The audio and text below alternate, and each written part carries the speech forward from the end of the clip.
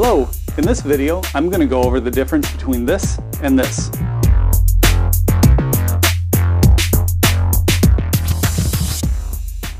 Alright, before I get into this video, I just want to point out this video is for people who are new to speedlights. If you've used speedlights before or are familiar with the functionality of them, you may not get a whole lot out of this. But if you have a few minutes, stick around. You might learn something new.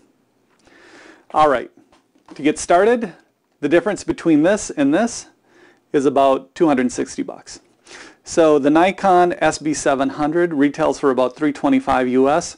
This Yongnuo YN-560 they retail $60 to $70. So what's the difference then? Why is this one so much more? Well, that's what we're going to get into. So before we get started on what makes this one more than this one, let's talk about what they have in common.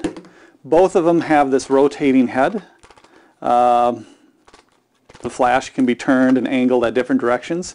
They both have a hot shoe mount for mounting on your camera or on stands off the camera. They both have controls in the back to adjust the power output in half-stop increments. They both run off AA batteries. This one does have the ability to hook up an external power source and an external flash trigger as well. So as far as the manual settings go, these things operate pretty much the same way. So what makes the Nikon $260 more than the Yongnuo? Well, to start off with, being a Nikon flash that attaches to a Nikon camera, they have some compatibility and some features built in that you can't get with a manual flash. And this goes not just for Nikon, but Canon flash has the same features, as well as I'm sure Fuji and Sony as well. So the first thing is the TTL metering, or through the lens metering. You can put this on your camera, set it in sport, aperture priority, program mode, whatever. When you hit the shutter release, it's going to meter the scene and adjust your exposure correctly depending on the situation. So basically it takes some of the thinking out of it. Through the lens metering is great, and to use it on these flashes is a great feature. The next thing this has that this doesn't is a Nikon feature called the creative lighting system. And I know this again is a feature within Canon, and I'm sure Fuji and Sony and all the other popular brands. What the creative lighting system does is it allows you to create groups of flashes and set the exposure based on the group that it's in. So you can have 2 of these as a key light and maybe 3 of them as a fill light if you wanted to do that. Group A, Group B, adjust your exposure correctly and these things will fire accordingly. They do that by this little sensor here that reads the flash, either the pop-up flash or a commander that you can put on your camera. So you can, with a creative lighting system, you can move these off your camera, off to the side on light stands, or set them up on a counter or something. The last feature that I want to go over is the ability to do high-speed sync. So what that means is, with a manual flash like this or the big studio strobes, you can sync the flash up to typically around 1/200th of a second.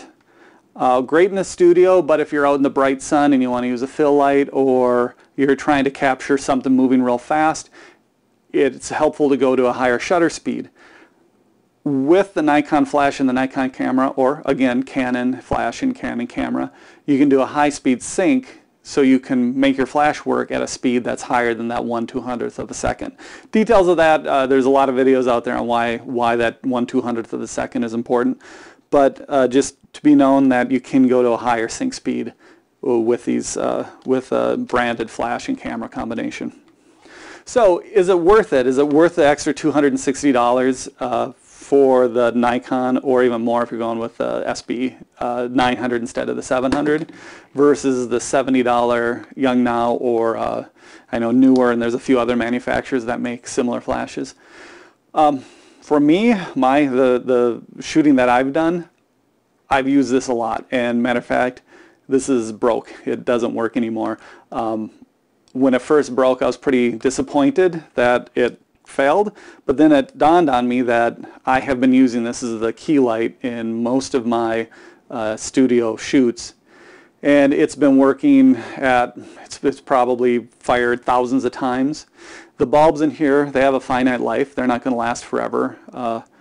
By using this instead of this, I actually took the load off from my more expensive flashes and put them on the cheaper one. It's worked fine for studio work that I've done. That's primarily what I do. So I'm actually very glad that I was able to use this, and it took a lot of the abuse that these did.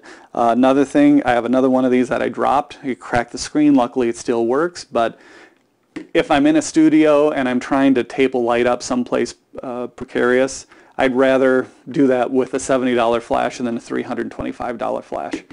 So like anything, it's a tool. It depends on how you use it. The recycle time is very fast on these.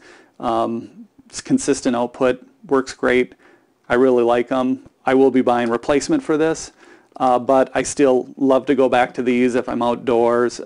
It can be a little bit simpler if I'm just want to throw it on aperture priority and work with it from there.